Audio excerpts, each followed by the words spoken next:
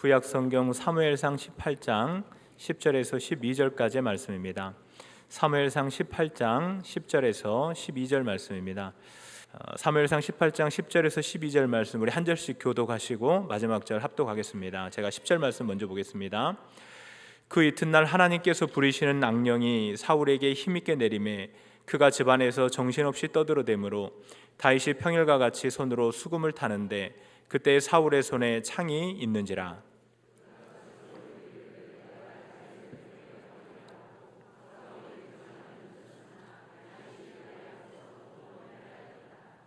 함께 봅니다. 여호와께서 사울을 떠나 다윗과 함께 계심으로 사울이 그를 두려워한지라. 아멘. 진짜 이제 봄이 온 것 같죠? 예, 봄이 왔습니다. 그래서 오늘 3월 한 달 우리가 봄에 대해서, 봄의 기운에 대해서 함께 말씀을 나누고 있죠. 봄의 향기, 봄의 온기. 그런데요, 꼭 이렇게 3월이 되면 항상 긴장하게 되죠. 왜냐하면 꽃샘추위가 있잖아요.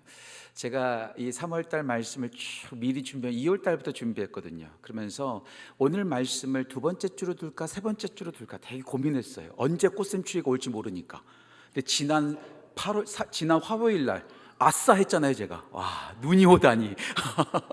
그리고 울산에는 대설주의보가 나오고요, 영하까지 내려가고요, 눈도 많이 왔잖아요, 그렇죠? 물론 눈 때문에 고생하시거나 또 고달프신 분들이 있으셔서 좀 조심스럽지만 이게 봄이 왔다고 해서 다 봄이 되는 것 아니죠. 예, 언제 꽃샘추위, 또 언제 또 눈이 내릴지 모르고요, 또 4월달에 또 눈이 올지도 모르는 거예요. 언제 눈이 올지 모르는 거죠. 언제 한기, 언제 차가운 바람이 다시 불어닥칠지 모르기 까닭에 우리 모두는 준비하고 깨어 있어야 합니다. 봄이 왔다고 마냥 좋아하거나 마냥 방심해서는 안 되는 거죠. 제가 늘 자주 강조하는 말씀, 그런즉 선질로 생각하는 자 넘어질까 조심하라. 언제 우리 가운데 문제가 생길지 모릅니다. 다 좋다고 해서, 다 좋아졌다고 해서 우리가 방심하면 절대로 안 됩니다. 말씀을 함께 나누었던 것처럼 이스라엘 백성들이 여리고 전쟁에서 놀랍게 승리했습니다. 그 이후에 아이성에서 패배할 줄 누가 알았겠습니까? 예루살렘 교회가 놀랍게 부흥했습니다. 엄청난 부흥, 설교하면 5,000명, 3,000명이 세례를 받고 주님을 믿겠다가 나오는 놀라운 역사가 일어났는데, 그런 부흥하는 예루살렘 교회 사도행전 5장에 보면 아나니아와 삽비라 그 한 부부 때문에 크나큰 위기를 경험하는 것을 볼 수가 있습니다. 다 좋다고 해서 좋은 것 아닙니다. 계속 좋은 것 아닙니다. 언제 문제가 생길지, 언제 고통과 문제가 들어올지 모르기 까닭에 우리는 항상 경계하고 있어야 한다는 거죠. 제가 설교 시간에 자주 드리는 말씀입니다. 존 버년이 했던 말, 작은 구멍 하나가 큰 배를 침몰시키듯이 하나의 작은 죄가 한 사람의 인생을 멸망시킨다라는 말씀을 드렸죠. 그런데 같은 존이에요. 같은 존신데요, 존 웨슬레라고 하는 영국의 감리교 창시자가 있습니다. 이분은 보다 더 심각하게 말했더라고요. 존 버년은 작은 구멍 하나가 배를 침몰시킨다, 그러니까 작은 죄 하나 조심해야 된다고 말하는데, 존 웨슬리는 이렇게 말했어요. 작은 모래알 알갱이가, 작은 먼지 하나가 우리가 앞을 볼 수 없게 만든다. 그렇잖아요. 작은 모래 하나가 들어오면, 작은 먼지 하나 들어오면 우리는 앞을 볼 수가 없게 돼요. 그만큼 작은 모래 알갱이와 같은 죄 하나가 하나님께로 나아가는 길을 가로막는다, 이런 말을 했어요. 작은 구멍보다도요, 작은 모래알 알갱이가 훨씬 작습니다. 하지만 그 작은 모래알 알갱이와 같은 죄라 할지라도 그 죄 때문에 우리가 하나님께 나아가는 것이 가로막힐 수 있고요, 우리가 멸망할 수 있고 문제를 경험할 수도 있다는 것이기 때문에 우리는 항상 깨어 있어야 한다는 거죠. 봄의 기운, 향기에 대해서 함께 말씀을 나누었습니다. 온기, 생기, 활기, 지난주에 온기를 품고 있는 그리스도인에 대해서 함께 말씀을 나누었죠. 오늘도 기입니다. 오늘도 기, 또다시 준비했어요. 기인데 무슨 기인가? 한문이죠. 한기입니다. 한기, 차가운 기운. 차가운 기운이 우리 가운데 엄습할 수도 있다는 거예요. 이 한기가 우리 가운데 뭐가 될까요? 제가 또 준비했어요. 이게 바로 도끼가 될 수 있다는 겁니다. 차가운 게 도끼가 될 수 있습니다. 아주 무섭고 날카롭게 우리를 찌르는 도끼가 될 수 있고요, 이것이 더 무서워지면 이렇게 되죠. 살기가 되죠. 살기가 되죠. 차갑고 매섭고 날카롭고 냉철한 것이 우리에게 독을 퍼뜨릴 수 있고 또 우리를 죽일 수 있는 살기가 될 수 있다는 것. 저를 포함해서 우리 모두가 얼마나 무서운 존재인지 아세요? 얼마나 무서운 존재인지 아세요? 흔히 이런 말 하죠. 되게는 할 수 없어도 되지 못하게는 할 수 있다. 되게는 할 수 없어도 되지 못하게는 만들 수 있는 게 우리 인간입니다. 파괴적인 심성, 파괴적인 능력이 우리 가운데 얼마나 많은지 몰라요. 2011년 7월 22일, 전 아직도 잊을 수가 없습니다. 미국에 있었을 때인데요, 그때 충격적인 사건이 유럽에서 있었죠. 여러분들 다 기억하실 거예요. 많이 기억하시는 분들 많을 거예요. 노르웨이, 제가 지난주에 소개했던 오 할레스비의 기도, 정말 노르웨이는요 신앙이 가득한 나라였고요, 기독교 국가입니다. 얼마나 믿음이 좋은지 몰라요. 그런데 그런 노르웨이에서 엄청난 사건이 있었죠. 엄청난 테러 사건이 있었죠. 소위 기독교인이라고 하는 한 청년이 총을 들고 사람을 죽인 거예요. 자그마치 제가 이번에 알아봤더니요 77명을 죽였습니다. 한 사람이. 좀 잔인하게 말씀드릴까요? 무작위 총 쏜 거 아니에요. 조준 사격한 거예요. 77명을. 그것도 청소년들을. 캠프 중에 있는, 여름 캠프 가운데 있는 신앙 수련회를 갔던 그 청소년들에게 총을 들이댄 거예요. 얼마나 무서운지 몰라요. 부상당한 사람 숫자가 319명. 제가 이것을 토대로 만들어진 영화를 제가 본 기억이 있습니다. 총을 맞고 거의 불구가 돼서 괴롭게 살아가는 사람들이 있었던 것을 제가 보게 돼요. 한 사람의 징후 때문에, 한 사람의 도끼 때문에, 한 사람의 살기 때문에 수많은 사람들이 고통을 경험한다는 거죠. 히틀러와 같은 사람, 그 무시무시한 독재자, 그 무시무시한 사람들이 얼마나 수많은 사람들을 고통스럽게 만드는지 몰라요. 저는 예수님을 믿는 사람으로서 저는 단호하게 선포합니다. 예수님을 믿는 자에게 있어서 폭력은요 절대로 용납될 수가 없어요. 폭력이나 무서운 것들, 그거는요 용납할 수가 없는 겁니다. 조심하셔야 됩니다. 정의라는 이름으로, 신앙이라는 이름으로 사람을 무자비하게 폭력을 행사하거나 사람의 살기를 드러낸다는 것, 그만큼 무서운 거 없습니다. 사람이 얼마나 무서운 존재인지 몰라요. 다시 말씀드릴게요. 되게는 못해도 안 되게는 만들 수 있어요. 부응하게끔 할 수는 없어도요, 부응하지 못하게끔 분탕질은 할 수가 있어요. 우리 모두가 얼마나 무서운 존재고 얼마나 파괴적인 존재인지를 깨달으셔야 돼요. 특별히 봄의 기운, 한계에 대해서 함께 말씀을 준비하면서 사울이 생각났습니다. 사울왕 너무나 허접하게 생각하지 마세요. 사울왕 이스라엘 초대 왕이었습니다. 얼마나 성품이 좋았는지 몰라요. 그가 왕으로 부름받기 전에는요 얼마나 겸손하고 아버지를 잘 섬기는 효자 중에 효자였습니다. 외모도 얼마나 멋있었는지 몰라요. 수많은 사람들보다, 수많은 이스라엘 백성들보다 머리가 하나 더 많았어요. 키가 컸어요. 육척장신이었을 거예요. 정말 훈남이었을 거예요. 키도 크고 얼마나 멋진 사람이었는지 몰라요. 수많은 이스라엘 백성들이 그를 보자마자 매료가 되었거든요. 성품도 좋았죠. 아버지도 잘 섬겼죠. 능력도 있었죠. 외모도 출중했죠. 어디 하나 빠질 데 없는 사람이었습니다. 그런 그에게 차가운 바람이 불어닥치죠. 그 한 사람 때문에, 그 사람만 비극적인 삶을 살았던 것이 아니라 이스라엘 백성 전체가 비극적인 삶을 살았던 것을 볼 수가 있습니다. 우리 모두가 오늘 말씀 별로 유쾌한 말씀 아닙니다. 하지만 좀 불쾌하고 좀 어렵다 할지라도 나도 그런 존재가 될 수 있다. 목사님, 저도 그렇게 될 수 있어요. 나는 절대 그러지 않겠지. 난 절대로 그렇게 망가지지는 않을 거야. 나는 그렇게 차가운 사람, 살기와 도끼가 가득한 사람 되지 않을 거야. 몰라요. 아무도 몰라요. 저도 그렇게 될 수 있는 가능성이 있는 사람입니다. 우리 모두가 정말로 깨어서 나는 그런 한계가 있는 사람, 도끼와 살기가 있는 사람 되어야 되지 않겠다.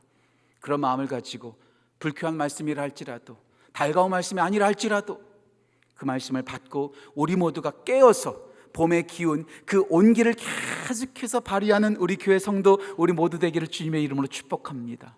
자, 그렇다면 도끼, 살기, 한기를 드러내지 않는 그 비참한 사람이 되지 않기 위해서 우리가 조심해야 될 것은 무엇일까요? 사울의 길을 가지 않기 위해서 우리가 정말로 조심해야 될 것, 우리가 정말로 해서는 안 되는 것이 무엇이 있을까요? 오늘도 세 가지로 함께 말씀을 나누고자 합니다. 첫 번째, 우리가 하면 안 되는 것, 비교하지 마십시오. 비교하지 마십시오.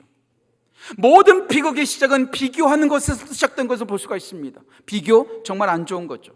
그렇다고 해서 모든 비교가 나쁜 것만은 아닙니다. 비교해야 될 때는 비교해야 합니다. 상품을 살 때, 물건을 구입할 때 가격을 비교해야 되겠죠. 성능을 비교해야 되겠죠. 비교하면서 우리는 더 좋은 제품을 구입할 수 있기 때문에 그런 의미에서 비교는 참 좋은 거예요. 저는 교회 사역할 때도 마찬가지입니다. 우리 교회만 필요하다, 우리 교회만 알아야 된다, 저는 그렇게 생각하지 않아요.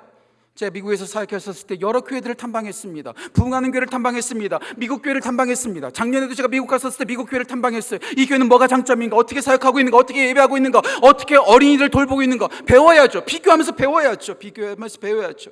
우리만 알 거야. 다른 데 알 필요 없어. 우리만 잘하면 돼. 그만큼 위험한 것 없어요. 목회자들이요, 자기 교회만 알 때가 참 많거든요. 다른 교회도 가서 봐야 돼요. 우리 목사님들이 다른 교회 가서 예배도 한번 드려봐야 돼요. 다른 교육부도 한번 가서 봐야 돼요. 그렇게 하면서 비교하면서 우리는 어떻게 하고 있는지, 잘하고 있구나, 우리가 좀 뭔가 부족하고 있구나, 이런 비교를 통해서 우리는 성장할 수 있게 되거든요. 그렇기 까닭에 긍정적인 의미에서 비교는 분명히 있습니다. 무조건 비교가 나쁜 것만은 아니에요. 하지만 대부분 우리는 그렇게 긍정적인 비교를 하지 않죠. 한때 인터넷 영상에서 참 인기를 누렸던, 많은 사람들에게 회자가 되었던 인기 있었던 영상이 하나 있었어요. 어떤 한 주례자가 결혼하는 신랑과 신부 앞에 두고 주례하는 그런 하나의 짧은 영상이었어요. 여러분 한번 보신 분 있을지 모르겠어요. 이분이 주례자가 신랑과 신부에게 이런 말 하더라고요. 절대 신랑과 신부 이제 결혼하는 그 순간부터 비교하지 마십시오. 비교하면 두 가지밖에 없습니다. 비참해지든지 교만해지든지. 비참해지든지 아니면 교만해지든지. 내가 저 사람보다 못하다 생각하면 비참해지는 거예요. 내가 저 사람보다 조금 잘하겠구나, 나는 교만해지는 거예요. 우월해지는 거예요. 함부로 행하게 되는 거죠. 비교해서 좋을 것 하나도 없다라는 거죠. 비교하면 열등감에 빠지든지 아니면 교만함과 우월감에 빠져서 다른 사람들을 함부로 대할 수 있는 요지가 참 많다라는 거예요. 비교, 부정적인 부분이 참 많습니다. 그리고 오늘 사울이 이렇게 망가진 것, 살기와 도끼로 비참해진 이유는 비교에서부터 시작된 것을 볼 수가 있어요. 사울이 왕이 됐어요.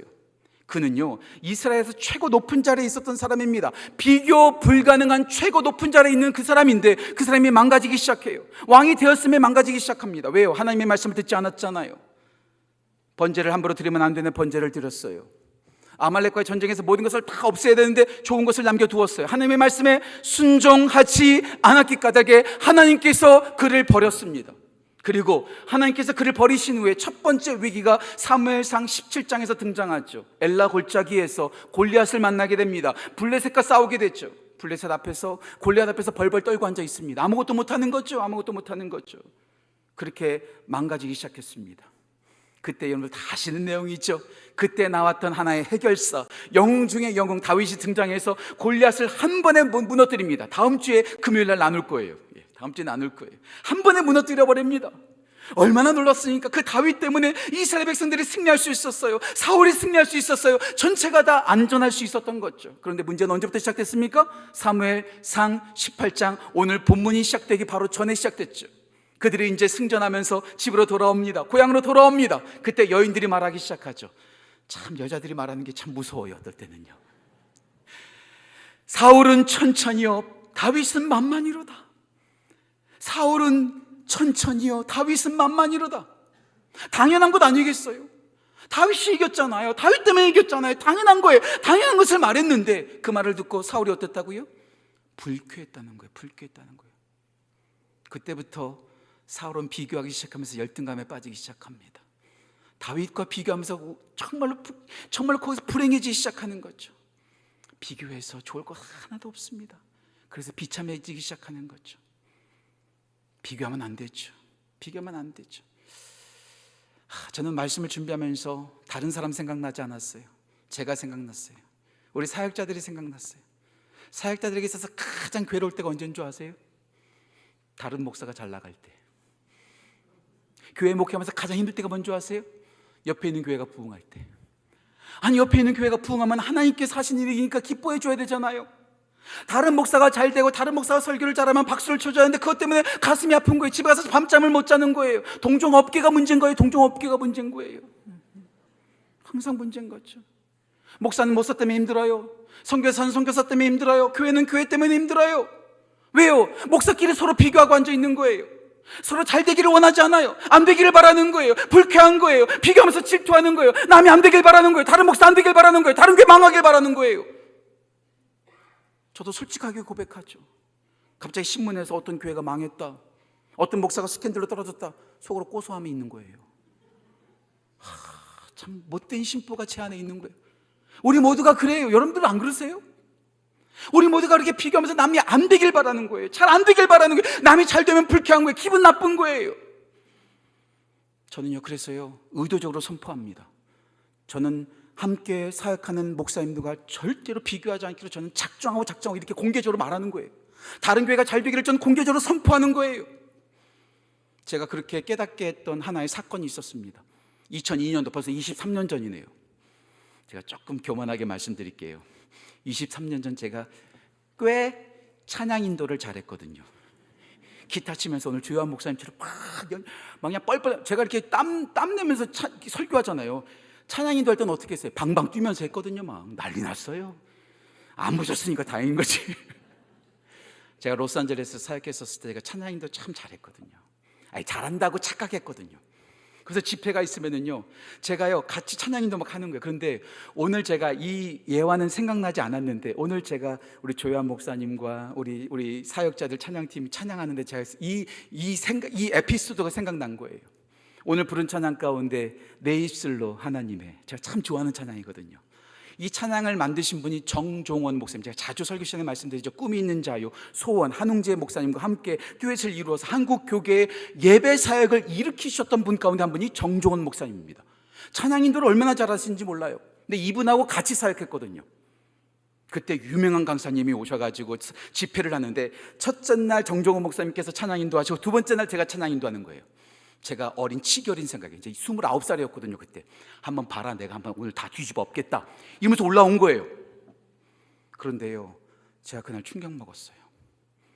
정종원 목사님이 저를 보고 저놈 어떻게 하나, 저 치결인 전도사 어떻게 찬양 인도하나, 뒤에서 팔짱 딱 끼고 이렇게 바라보시는 게 아니라 앞에서요 마이크 선 정리해주고 계시더라고요.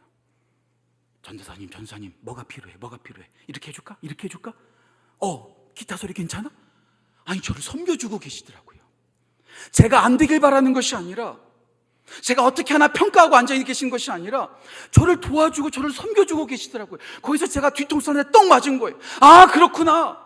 교회에서 질투하고 평가하고 남이 안 되길 바라는 것이 아니라, 걸림돌이 되는 것이 아니라 디딤돌이 되어줘야 되는구나.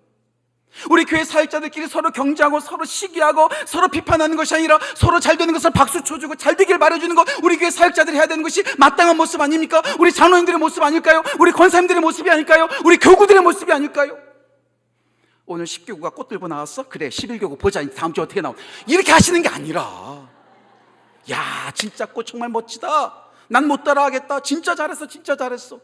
이렇게 서로 하이파이브하고 서로 시기하고 질투하고 서로 깎아내리는 것이 아니라, 서로 비교하지 않고 서로를 축복해 주는 거죠. 비교하는 것이 아니라 축복해주고 칭찬해주고, 너 진짜 그거 잘했다. 사울왕이 최고 높은 자리잖아요.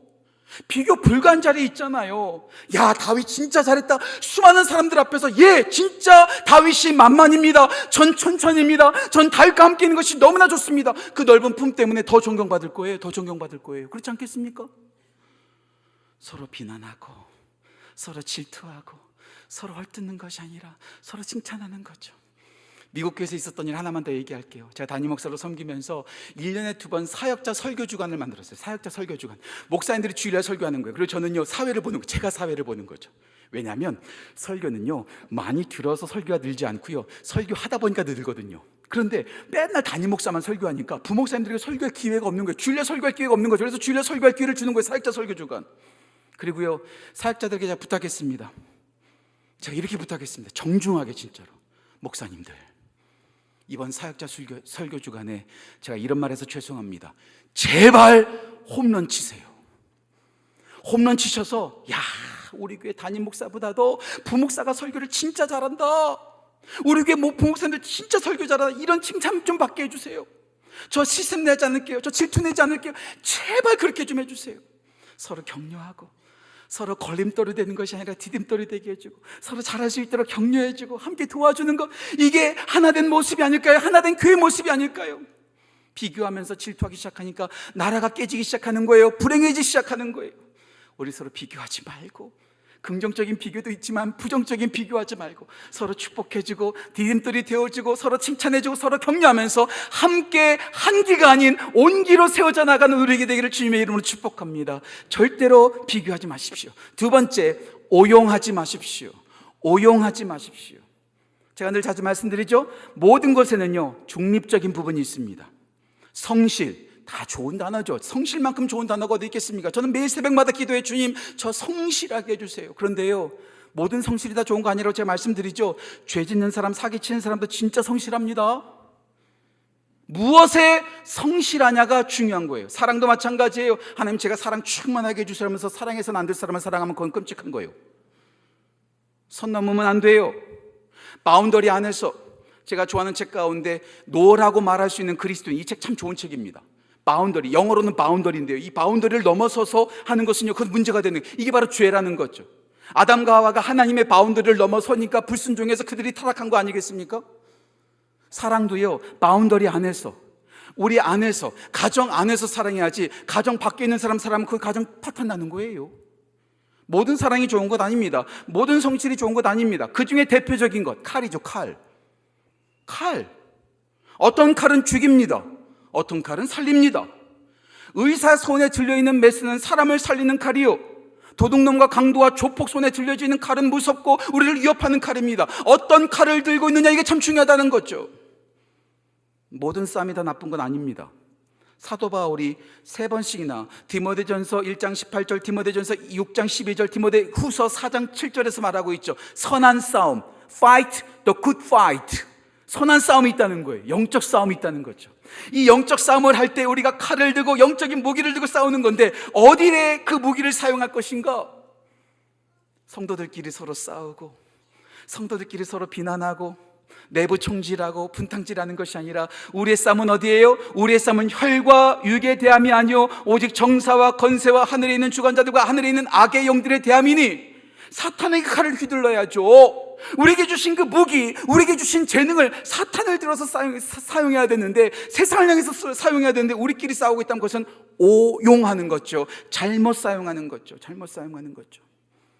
오늘 그렇게 기분 나쁜 사울이 집에 왔어요. 정신이 헷가닥한 거예요. 악령에 씌었어요. 이상한 짓 하는 거죠. 근데 마침 그의 손에 창이 있었어요. 그 창, 누구를 위해서 던졌어야 됩니까? 이전에 골리앗을 향해서 던졌어야 될 창 아니겠어요? 블레셋 사람들을 향해서 던졌어야 될 창 아니겠어요? 근데 그 창을 어디다 던졌어요? 다윗에게 던졌어요. 다윗이 너를 벽에다 박아버리겠다. 무섭고 잔인한 말이잖아요. 도끼 어린 말이잖아요. 살기 어린 말이잖아요. 비교하다 보니까, 질투하다 보니까 이렇게 무서워진 거예요. 이렇게 비참해진 거예요. 그 차를 다윗을 향해서 던지겠다는 거예요. 오용의 극치죠. 우리에게 주신 것, 우리에게 주신 사명, 그것을 헛된 일에 쓰는 것이 아니라, 잘못된 일에 쓰는 것이 아니라 하나님을 위하여 바르게 선용할 수 있어야 합니다. 요즘 우리 청년부가 참 많이 부흥하거든요. 얼마나 감사한지 몰라요. 우리 청년부 정말 부흥하고, 이거 지난주에도 얼마나 많이 나왔는지 몰라요. 우리 청년 오늘 금요예배도 얼마나 많이 나오는지 몰라요. 우리 금요예배 더 청년들이 더 많이 나오고, 우리 중고등부 학생들도 많이 나왔으면 좋겠어요.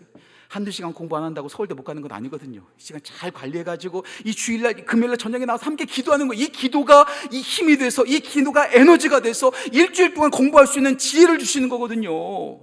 학원 가서 한두 시간 더 공부한다고 진짜 서울대 가요? 그럼 저도 그렇게 하겠어요. 그렇게 하라고 하겠어요? 기도의 시간이 한두 시간 하나님과 불을 태우면서 기도하는 거죠. 우리 청년들 얼마나 부흥하는지 몰라요. 근데 제가 청년 예배를 드릴 때마다 감동받는 부분이 있어요. 우리 어른 예배와 다르게 우리 청년 예배는요, 설교를 마치면 봉헌송을 같이 부르요. 봉헌송을 부르는데, 이 봉헌송이 얼마나 제 마음을 늘 울리는지 몰라요. 제가 오늘 가사를 써왔어요. 이렇게 나옵니다. 내 전부라 생각했던 사실 아무것도 아닌 것들, 부어주신 은혜 앞에 감사로 나아갑니다. 이 부분이 참 좋아요. 내 가진 것 드리오니 하나님 나라에 써주소서. 기쁨으로 나아갑니다. 하나님 영광 받으소서. 우리 강도사님과 우리 목사님이 이 찬양을 부를 때마다 제가 얼마나 마음이 막 울컥하는지 몰라요. 내 가진 것 주님께 드리오니 주님 나라를 위해서 사용하옵소서. 내 가진 것 다 주님께 드립니다. 주님께 선용하며 주님께 드립니다. 나를 위해서 쓰지 않겠습니다. 세상 위해서 쓰지 않겠습니다. 하나님을 위해서 쓰겠습니다.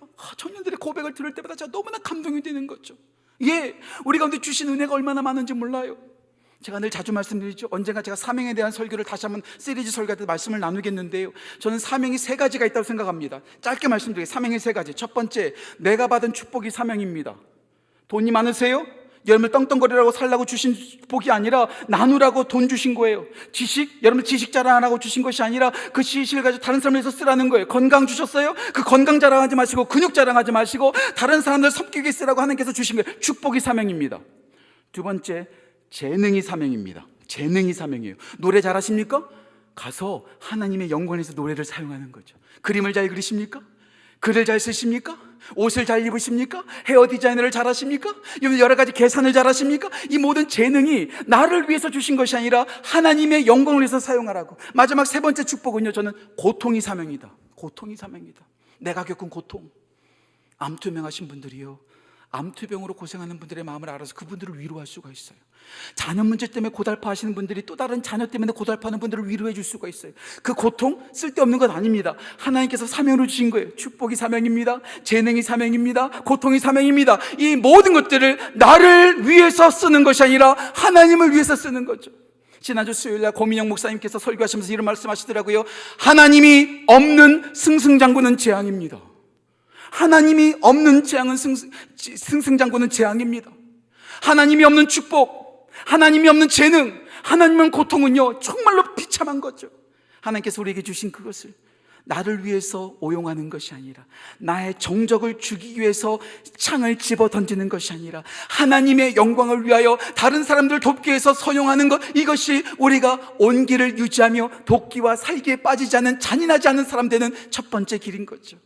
우리 모두가 우리에게 주신 그 재능, 우리에게 주신 축복, 우리에게 주신 그 고통이라는 사명을 나를 위해서 사용하는 것이 아니라, 신세 한탄하기 위해서 사용하는 것이 아니라, 다른 사람 죽이기 위해서 사용하는 것이 아니라 하나님을 위하여 선용하는 우리 모두 되시기를 주님의 이름으로 축복합니다. 비교하지 마십시오.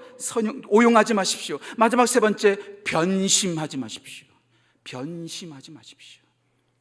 마음을 자꾸 변하는 거죠. 마음을 바꾸는 거죠. 사울이 처음부터 문제가 있었던 것 아니에요. 사울이 처음에 얼마나 신실했는지 몰라요. 처음부터 다윗 미워한 것 아닙니다. 그가 골리앗 앞에 섰을 때에 어떻게 하면 골리앗을 이길 수 있을까? 그런데 갑자기 다윗이 손 들고 나온 거죠. 제가 나가겠습니다. 야, 너는 가만히 있어. 아니요, 제가 사자도 이겼습니다. 곰도 이겼습니다. 제가 아버지의 양을 기르면서 그렇게 했습니다. 그랬더니 사울이 너무나 지금 지푸라기라도 잡고 싶은 심정으로 다윗을 이제 등용하죠. 그러면서 다윗이 어떻게 했습니까? 야, 너 나가서 죽어라, 이렇게 말하지 않았어요. 자기의 군복을 입히고, 자기의 노투구를 씌우고, 자기의 갑옷을 입히고, 자기의 칼까지 줬어요. 그리고 축복까지 했어요. 사무엘상 17장 47절인가 이렇게 나옵니다. 이렇게 말합니다. 여호와께서 너와 함께 있기를 원하노라. 축복까지 했어요. 처음부터 미워했던 것 아닙니다. 처음부터 싫어했던 것 아닙니다. 그런데 그렇게 다윗을 좋아하고 다윗이 이겼을 때 사울은 소리 안 질렀겠어요? 안 기뻐했겠어요? 기뻐했겠죠. 처음에는 다윗을 싫어하지 않았어요.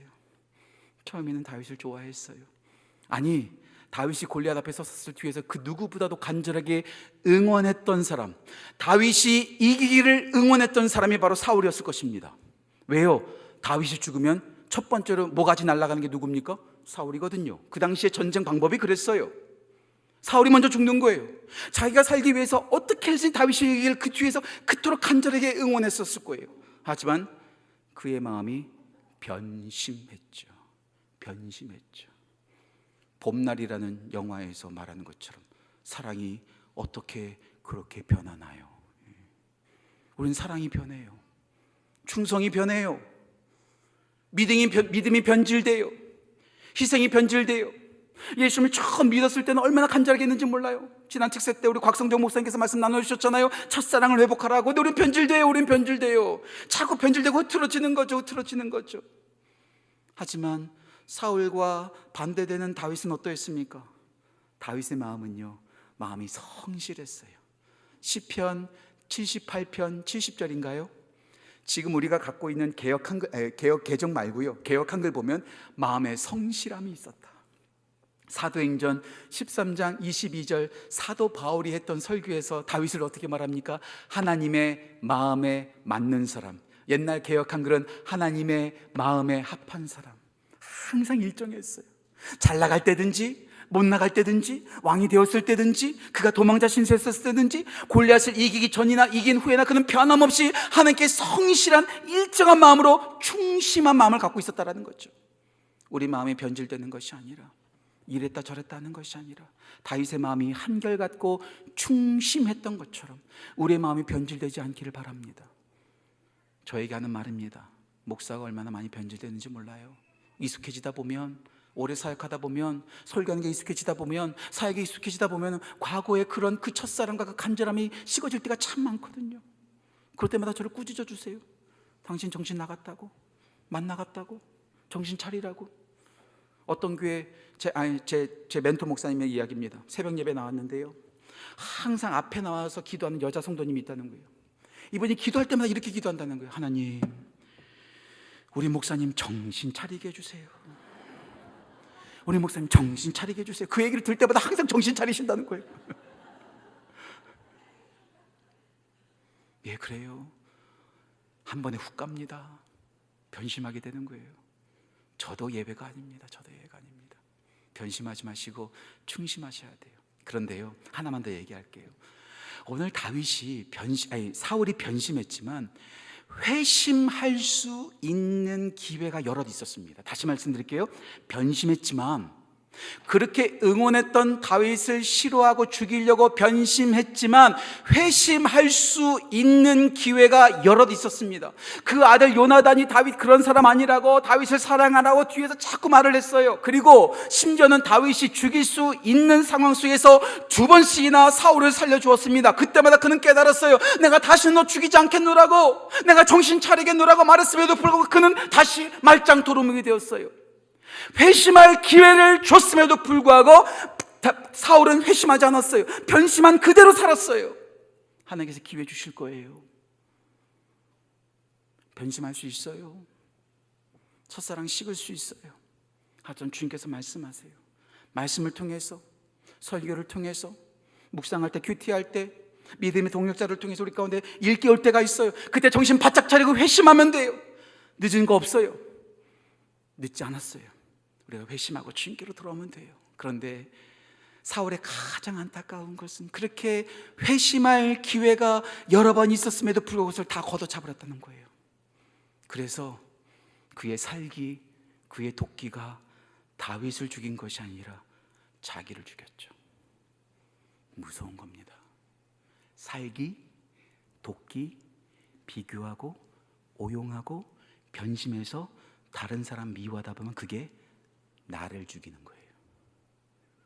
무서운 겁니다. 내가 죽이려는 사람 죽이지 않고 내가 죽어요. 정신 똑바로 차려야 됩니다. 임광, 정신 똑바로 차려야 합니다. 우리 모두 정신 똑바로 차려야 됩니다. 인간만큼 무서운 존재 없다고 말씀을 드렸어요. 우리 모두 다 무서운 존재입니다. 비교하지 마시고 축복하십시오. 오용하지 마시고 선용하십시오. 그리고 변심하지 마시고 충심하시고, 충심에서 조금 벗어나게 되면 회심하셔서 다시 돌아오시면 됩니다. 그때 남을 죽이는 도끼와 살기가 아니라 온기가 쥐어서 우리가 새롭게 세워날 줄 믿습니다. 전 설교를 시작하면서 사람만큼 무서운 존재 없다고 말씀드렸어요. 하지만 너무나 귀한 살리는 분이 계세요. 살리는 분, 그분이 바로 우리 예수님이시죠. 세상은 우리를 모두 다 죽이려고 합니다. 비교합니다. 오용합니다. 우리를 변심합니다. 우리를 아프게 합니다. 하지만 우리의 대장 되신 우리 예수님은 우리를 절대로 버리지 않고, 우리를 비교해서 우리 수님에게서 임광, 너 오늘 설교 잘했으니까 너는 오늘 1등해, 넌 좀 오늘 설교 망쳤으니까 2등해, 이렇게 말하지 않으시고 우리를 다 신실하게 사랑하시는 거죠. 우리에게 귀한 우리의 모든 것들을 다 선용해 주시고, 또 우리가 회심할 수 있는 기회를 주셔서 돌이킬 수 있도록 해주시는 거죠. 그 주님 붙잡고 도끼와 살기에 매몰되지 않고 온기 붙잡고 나아가기를 간절히 소원합니다. 이 시간 약할 때 강함 되시는 주님, 쓰러진 나를 세워주시는 주님, 그 존귀한 어린 양 예수 그리스도, 그분만 의지하면서 찬양하면서 앞에 나아갑시다.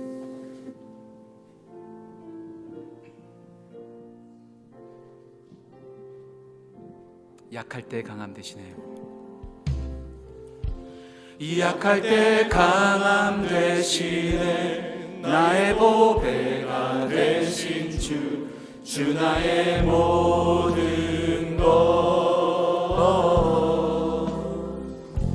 주 안에 있는 보물 나는 포기할 수 없네. 주 나의 모든 것. 예수 어린 양, 예수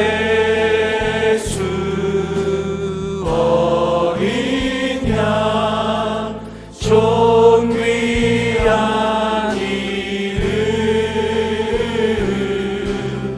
예수 어린 양, 존귀한 이름. 십자가 죄사하셨네. 십자가 죄사하셨네. 주님의 이름 찬양해. 주 나의 모든 것. 쓰러진 나를 세우고, 쓰러진 나를 세우고, 나의 빈잔을, 나의 빈잔을 채우네. 주 나의 모든 것. 예수 어린 양, 예수 어린 양, 존귀한 이름.